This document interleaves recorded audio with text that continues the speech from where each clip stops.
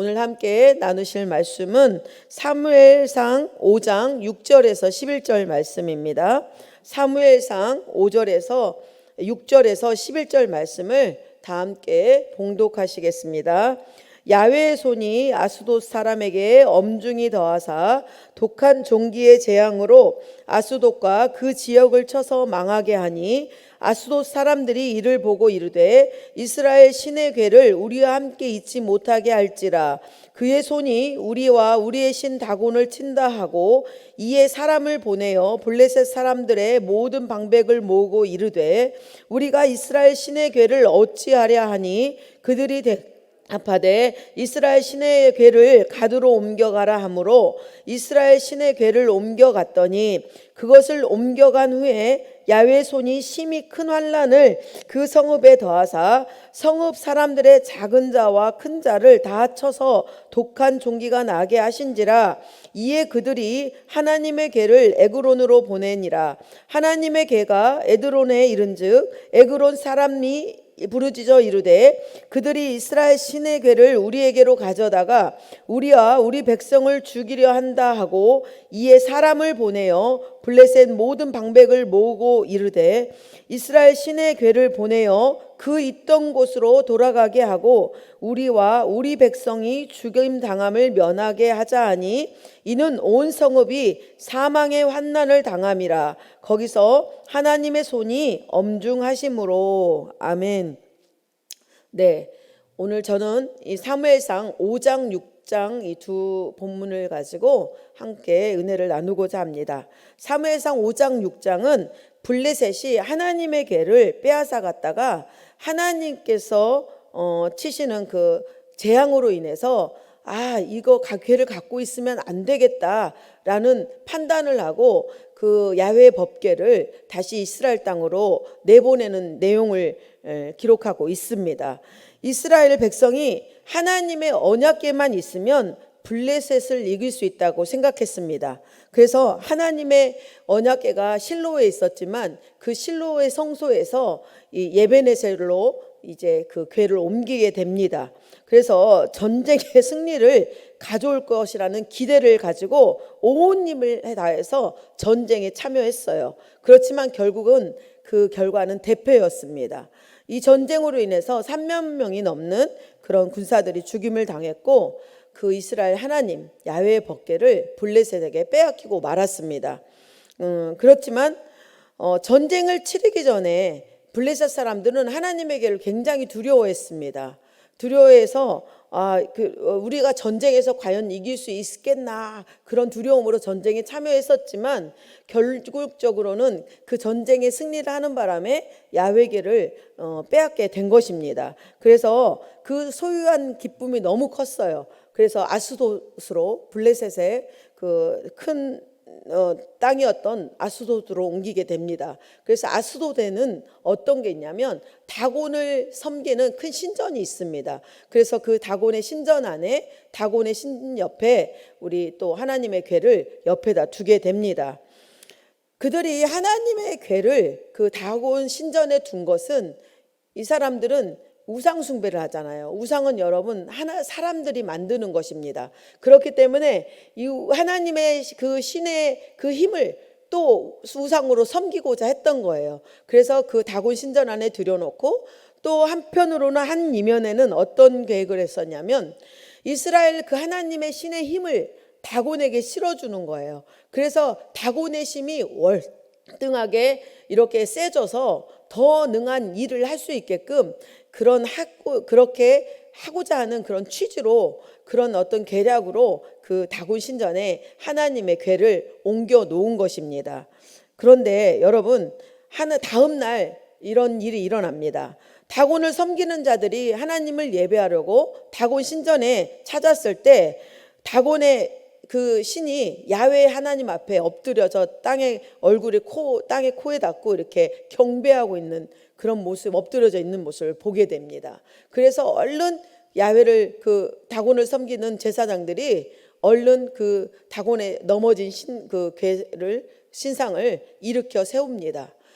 이사야서에 보면요, 그 우상들을 넘어뜨리지 않도록 단단히 매라고 이렇게 고정시켜라, 이런 말이 있습니다. 이사야서 41장 7절에 보면 그가 못을 단단히 박아 우상을 흔들리지 아니하게 하는도다라고 이렇게 있습니다. 이방 우상들은 흔들리지 않도록 세심하게 주의를 기울여 가지고 그 우상 신상들을 세웠다라는 것입니다. 그런데 결국은 그렇게 단단하게 메어놓은 우상신이 엎드려졌어요. 땅에 코를 박고 하나님의 궤 앞에 하나님을 경배하는 자세로 있었던 것입니다. 그래서 여러분, 우상이라는 것은 아무 힘이 없어요. 결국엔 사람 손이 필요한 게 우상이에요. 넘어진 그 우상 돌덩이를 일으키는 것이 결국엔 사람이라는 것입니다. 그런데 사람이 그 아무 힘이 없는 우상한테 그 빌고 소원을, 또 어떤 기도를 구한다는 것은 어리석은 일인 것입니다. 그 다음 날입니다. 그 다음 날도 이제 또 일으키고 괜찮겠지 하고 갔지만, 이번에는 그 다곤의 신상이 머리가 잘리고 팔이 잘리고 몸뚱아리만 이렇게 하나님 궤 앞에 있고 그 목과 팔은 문지방에 널브러져 있었던 거예요. 그래서 하나님께서는 완전히 이스라엘 다곤 신상을, 블레셋의 다곤 신상을 무너뜨리고 아무 가치 없고 존재 없고 능력이 없는 그런 우상이고 신이다, 아무 힘이 없는 그냥 우상 덩어리에 불과하다라는 것을 이렇게 블레셋 사람들에게 보여준 것입니다. 이렇게 야훼 손이 또한 이렇게 다곤의 신상을 부셨을 뿐만 아니라 또한 하나님의 손이 아스돗 사람들을 엄중하게 심판하셨습니다. 우리 5장 6절인데요. 야훼 손이 아스돗 사람에게 엄중히 더하사 독한 종기의 재앙으로 아스돗과 그 지역을 쳐서 망하게 하니, 하나님께서 아스돗의 독한 종기를 그 지역에 치신 것입니다. 그러자 블레셋 사람들이 모든 방백들을 부릅니다. 우리가 이스라엘의 신의 궤를 어찌할까 하고 이렇게 방백들에게 묻습니다. 그러니까 블레셋의 방백들이 이스라엘 신의 궤를 가드로 보내자라고 결정합니다. 가드는 어떤 곳이냐면 거인들이 사는 곳입니다. 우리 누구였죠? 다윗과 싸운 골리앗도 가드죠. 예, 그래서 이 거인 족속이 사는 가드로 이 우상 하나님의 궤를 보내게 됩니다. 그렇지만 역시도 그곳에서 하나님께서 작은 자나 이 거인이나 작은 사람이나 할 것 없이 독한 종기를 내셔가지고 또 이렇게 환난을 당하게 합니다. 이렇게 되자 또 이 하나님의 궤가 어디로 보내지냐면 에그론이라는 도시로 보내지게 됩니다. 하나님의 궤가 에그론에 임해서는 하나님의 손이 더 엄중하게 심판을 그 사람들과 그 지역에 하게 하시는데, 사망의 환난과 죽지 아니한 사람들은 독한 종기로 인해서 치셨다라고 이렇게 말씀하고 있습니다. 사무엘상 5장 10절입니다. 이에 그들이 하나님의 궤를 에그론으로 보내니라. 하나님의 궤가 에그론에 이른즉 에그론 사람이 부르짖어 이르되 그들이 이스라엘 신의 궤를 우리에게로 가져다가 우리와 우리 백성을 죽이려 한다 하고, 그래서 또 거기서 블레셋 방백들을 모으고 이렇게 얘기합니다. 이스라엘 신의 궤를 보내어 그 있던 곳으로 돌아가게 하고 우리와 우리 방백이 죽임 당함을 면하게 하자라고 이렇게 방백들에게 요청을 하는 것입니다. 결국 거듭되는 하나님의 심판을 견디지 못한 블레셋 사람들은 하나님의 궤를 잡아두고 있다가는 그들에게 저주가 된다는 사실을 깨닫게 됩니다. 그래서 그것을 두려워해서 하나님의 궤를 이스라엘로 보내기로 결정을 합니다. 그래서 이 하나님의 궤가 블레셋 땅에 7달을 머물게 되었을 때 블레셋 사람들이 제사장들과 복술가들을 불러요. 그래서 3장 이렇게 묻습니다. 사무엘상 6장 2절과 3절입니다. 우리가 야훼의 궤를 어떻게 할까? 그것을 어떻게 그 있던 곳으로 보낼 것인지 우리에게 가르치라. 그들이 이르되 이스라엘 신의 궤를 보내려거든 거저 보내지 말고 그에게 속건제를 드려야 할지라. 그리하면 병도 낫고 그의 손을 너희에게서 옮기지 아니하는 이유도 알리라 하니, 이렇게 말하고 있어요. 그래서 그들이 블레셋의 통치자들의 수대로 이렇게 금으로 만든 종기, 여러분 종기가 어떻게 생겼는지 모르겠지만 어쨌든 금으로 그 통치자들 수대로 그 큰 도시 5개, 5 통치자들의 수대로 금으로 만든 종양을 5개를 만들게 돼요. 또 그 쥐 형상을 만든 쥐 모양의 금덩어리들을 5개를 만들게 됩니다. 그래서 이것들을 상자에 놓고 또 그 새 수레를 만들어요. 아무래도 흠이 없어야 되겠죠. 하나님 앞에 그 재앙을 다 사함을 받으려면 새 수레를 만들어야 했어요. 기존의 수레가 아닌 새 수레를 만들고 거기다가 하나님의 궤도 놓고 또 그 금 종양과 또 그 쥐를 만든 그 상자를 넣고 또 멍에를 매지 아니하는 암소 2마리를 그 수레를 끌게 합니다. 그런데 이 암소 2마리는 아직 젖되지 않은 그 암소였어요. 그래서 이들이 이렇게 얘기를 합니다. 6장 7절에서 9절입니다. 그러므로 새 수레를 하나 만들고 멍에를 메어 보지 아니한 젖난 소 2마리를 끌어다가 소의 수레를 메우고 그 송아지들은 떼어 집으로 돌려보내고 야훼의 궤를 가져다가 수레에 싣고 속건제로 드릴 금으로 만든 물건들은 상자에 담아 궤 곁에 두고 그것을 보내어 가게 하고 보고 있다가 만일 궤가 그 본 지역길로 올라가서 벳세메스로 가면 그 이 큰 재앙은 그가 우리에게 내린 것이요 그렇지 아니하면 우리로 친 것이 그의 손이 아니요 우연히 당한 것인 줄 알리라 하니라.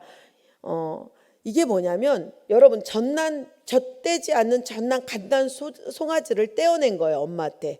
그래서 우리에 가둬놨어요. 그러면 멍에를 매보진 않는 암소가 또 훈련받지 않는 암소가 여러분 젖을 떼어놓고 오면 어디로 돌아가겠어요? 다시 송아지한테 갈 수 있는 확률이 높겠지요. 그래서 블레셋 사람들이 이렇게 생각한 거예요. 이 송아지가 똑바로 이 야훼를 걸고 자로나 우로나 틀지 않고 벳세메스로 간다면 그것은 하나님께서 우리를 치신 그 이유가 된다. 하나님이 주신 재앙이다. 그런데 만일 이 암소가 돌아오거나 곁길로 딴 데로 간다면 그것은 우리가 지금 이 겪는 고통과 사망의 환난과 이 악성 종양으로 인한 고통은 우연이다라고 이렇게 자기들이 그렇게 생각을 한 거예요.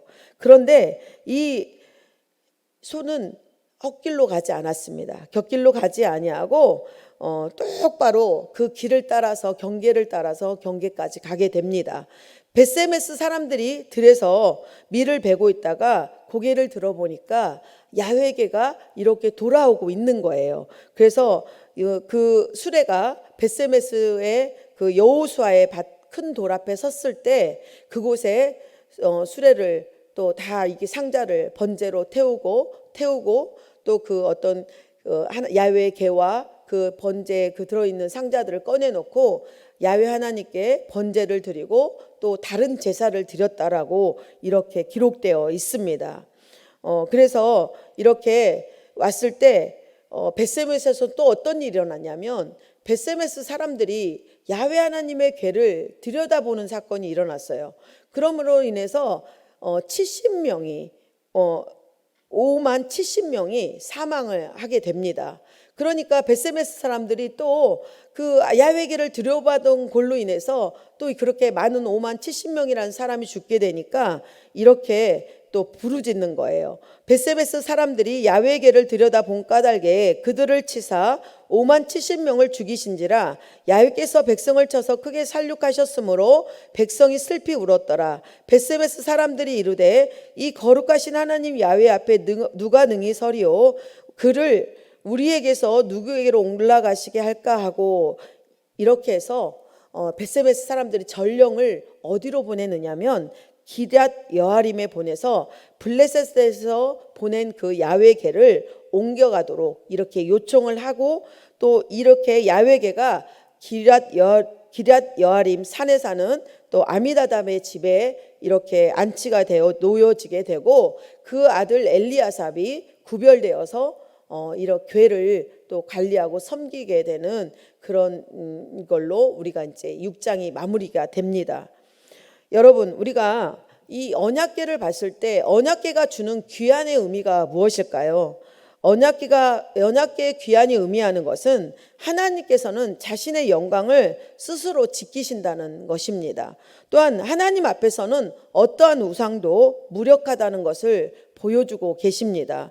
또한 하나님은 대적자들을 심판하시고 이스라엘을 저버리지 아니하시고 하나님께서 택하신 백성에게는 항상 거룩을 요구하시고 또 거룩함으로 성전된 몸이 되어서 하나님의 언약과 하나님의 말씀을 또 받아들이고 또 하나님의 성전 삼으시고 거하게 하시는 줄 믿습니다.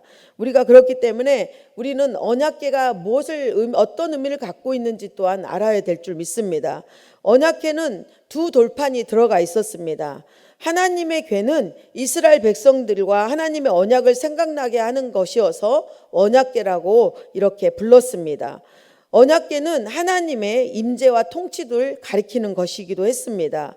그래서 이스라엘 장로들은 하나님의 언약궤를 전쟁터로 가지고 가면 하나님이 법궤 가운데 임재하셔가지고 그 전쟁이 자동적으로 그 싸움에서 이기게 될 것이라고 생각한 것입니다. 그래서 언약궤를 실로에서 그 에베네스로 전쟁터로 옮겼던 이유이기도 합니다. 그렇지만 언약궤는 능력을 바라지 않았습니다. 여러분, 하나님은 한 곳에 머무시는 분이 아니십니다. 하나님은 자유하신 분이세요.